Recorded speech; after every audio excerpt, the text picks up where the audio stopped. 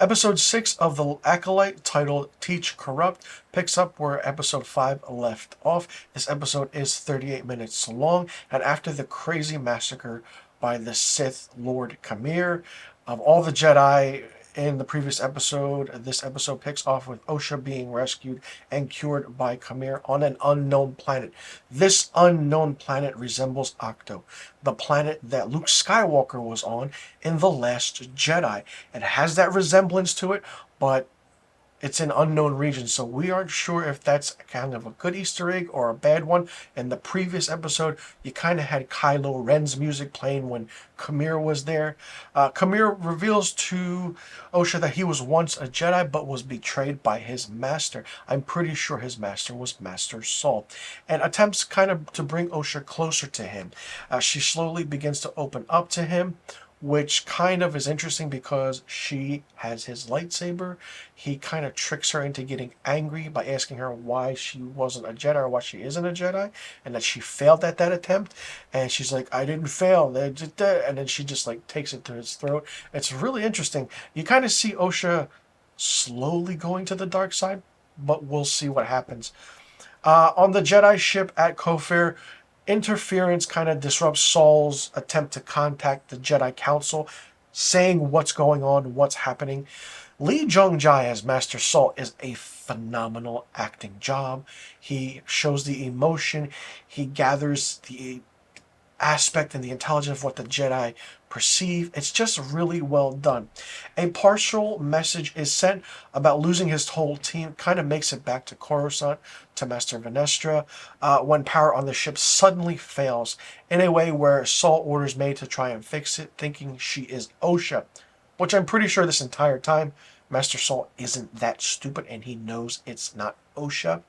As she uses a restored Pip in a way where she kind of did a factory reset, May tries to get Saul to tell her the truth of what actually happened on Brendok, but the kind of ship powers back on, and May tries to contact anyone to rescue her, but Saul neutralizes her after realizing her identity and who she is. When May wakes up, Saul says he will tell her the whole truth and absolutely everything that transpired.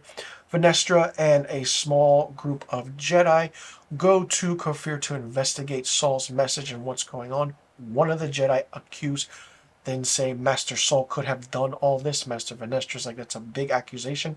We don't know if that's going to be that's going to happen.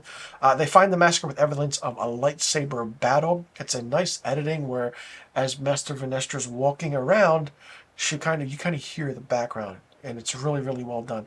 Leading Venestra to suspect a fallen Jedi is responsible. Following his offer, Osha kind of tries on Kamir's repaired helmet and a nice little ode to Darth Vader with the breathing, and that's the end of the episode.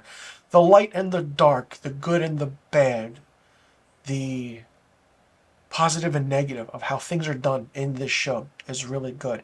I said it before and I'll say it again. Episode 5 was the best episode of this series so far. 6 wasn't too bad. It's just that what's going to happen now? There are 2 episodes left. Where can you go with it and what will happen? Will there be a second season? Because you need to figure everything out. What is going on? What's happening? Kamir, is he a Sith Lord? He just wants the power of 2. If you know what the power of 2 is, he needs a pupil so he can train them. Will that be Osha? We don't know. And will the good sister turn bad, and will the bad sister turn good? Is it a characteristic of what's to come in the Sith lore that took place 100 years before Episode 1, The Phantom Menace? A lot of questions that still need to be answered. I am really involved with this show because I enjoy it, but I'm hoping it gets better. Lee Jung-jae as Master Saul is the only good thing. And slowly, Kamir as the Sith Lord, or the Sith, is really, really getting interesting as well. I want to know more about his backstory. Will Kamir and Master Saul have that master and pupil showdown, or that Padawan showdown? Because I'm pretty sure the master that betrayed Kamir is Master Saul. Why? Maybe it kind of was that whole Luke Skywalker thing where Luke felt the darkness in Kylo Ren, and maybe Master Saul felt that in Kamir. It's parallel. You never know. we have to see what's going to happen. Let me know in the comment section below what you thought about episode 6 of The Acolyte, titled Teach Corrupt. Did you like it? Did you not like it? What did you think of it? What did you think about the aspect of the story, how it's progressing, how it's moving along? What do you think is going to happen? Do you think that we'll get more story to this? Will there be a second season, or do you think that that's it? This should be it. And how do you think the Osha and May twin sister dynamic will work? And what do you think is going to happen at the end of this series?